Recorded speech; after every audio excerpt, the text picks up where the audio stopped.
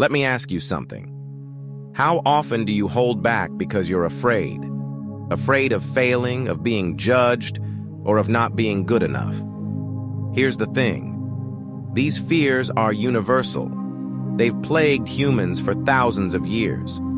But what if I told you there's a philosophy over 2,000 years old that can teach you how to overcome these fears and build unshakable confidence? Stick around, because today we're diving into the 3 most powerful Stoic lessons that can completely transform your mindset. Amor fati, love your fate. Let's start with a concept that might sound strange but is incredibly liberating. Amor fati. It's Latin for love of fate. The great Stoic philosopher Marcus Aurelius wrote, "A blazing fire makes flame and brightness out of everything that is thrown into it." Think about that. What if, instead of resisting or fearing the obstacles in your life, you embrace them as necessary? What if you could see setbacks not as failures but as fuel for your growth? Here's an example. When Thomas Edison's factory burned down in 1914, destroying years of work, he reportedly told his son, "Go get your mother. She'll never see a fire like this again." Instead of mourning, he started rebuilding the very next day. That's amor fati in action, embracing even the most difficult events as opportunities. In modern psychology, this aligns with cognitive reframing, shifting your perspective to see challenges as opportunities for growth. Studies show that people who adopt this mindset experience less stress and higher levels of resilience. Whenever you face a challenge, ask yourself, how can this make me stronger? Write it down. Reflect on how this moment, no matter how tough, can serve your growth. Practicing discomfort. The second lesson is about deliberately stepping into discomfort. The Stoics believe that comfort breeds weakness, while discomfort strengthens resilience. Epictetus, another great Stoic thinker, said, "Difficulties are things that show a person what they are." One way Stoics practiced this was through voluntary hardship. For example, they would wear simple clothes, eat basic food, or expose themselves to cold to remind themselves that they could endure hardship and survive. Modern example? Think of Navy SEALs. Their training, intentionally grueling and uncomfortable, is designed to prove that they can handle extreme stress. That same principle applies to everyday life.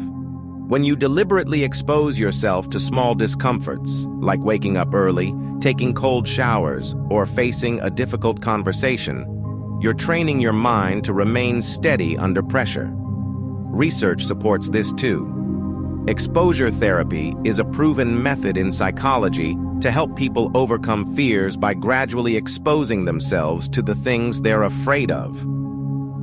Practicing discomfort works in much the same way. Choose one small discomfort to embrace this week. Maybe it's waking up 30 minutes earlier, skipping your favorite dessert, or speaking up in a meeting. Notice how it strengthens your confidence. The Serenity Prayer, Stoic edition. Finally, we have what I call the Stoic Serenity Prayer. You might know the famous prayer, "Grant me the serenity to accept the things I cannot change, courage to change the things I can, and wisdom to know the difference." This aligns perfectly with the Stoic idea of controlling what you can and letting go of what you can't. Epictetus wrote, "Some things are up to us and some things are not." Here's the key. Confidence comes from focusing only on what is within your control. Your actions, your reactions, and your mindset are all within your power.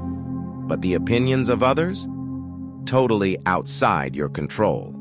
Take Eleanor Roosevelt as an example. She famously said, "No one can make you feel inferior without your consent." She lived through criticism, scrutiny, and immense pressure. Yet by focusing on what she could control, her actions and character, she became one of the most respected figures in history.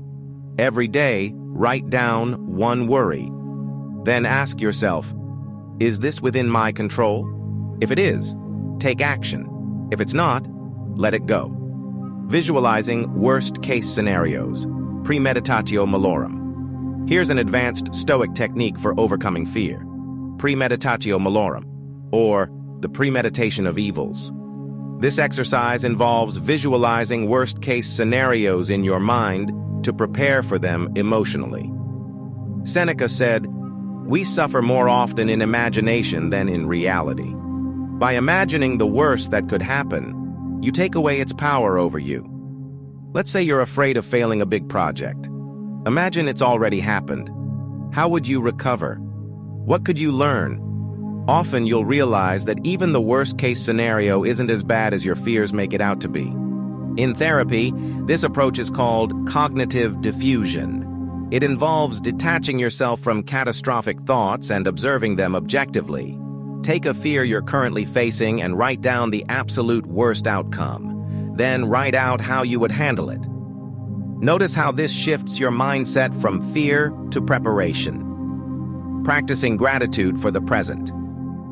Stoics also emphasize the importance of gratitude.